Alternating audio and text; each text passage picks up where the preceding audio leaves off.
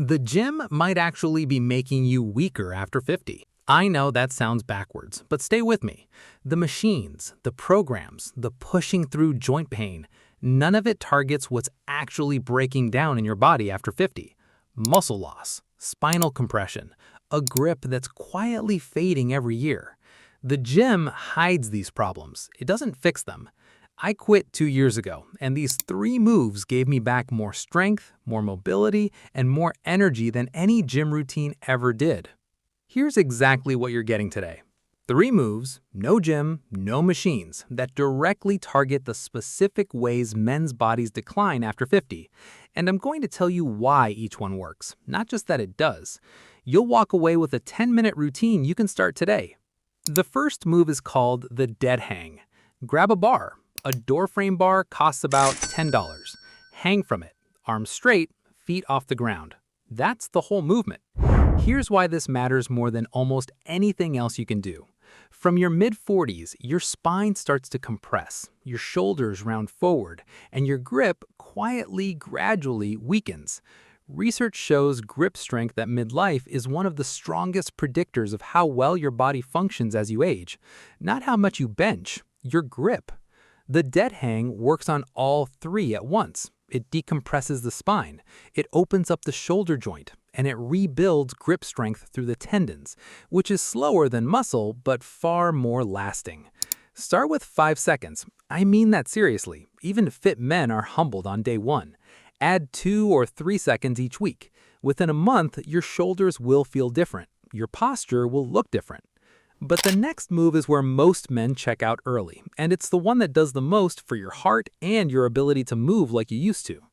The second move is the 4-count burpee. Before you skip ahead, this isn't the brutal version you're thinking of. Hands to the ground, count 1. Feet back to a plank, count 2. Feet back in, count 3. Stand up, count 4. That's 1 rep. If jumping feels sharp on your knees, step your feet back instead. Same result, less impact. This move forces your body to function as one connected unit, and that's exactly what most men over 50 are quietly losing. Coordination under load, breathing under pressure, the ability to recover fast.